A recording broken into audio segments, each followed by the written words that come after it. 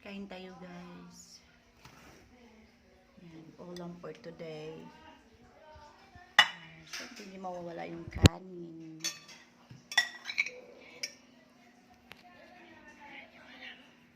Ang sarap.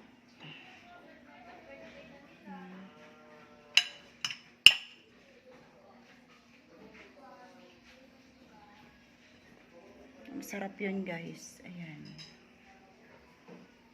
Yung aking adobo. Ewan ko ba dahil, guys, masarap din yung adobo na may kunting sabaw.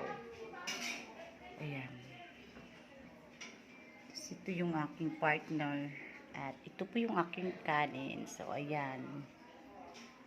So, kain muna tayo, guys, ng tanghalian. Ayan. Ayan.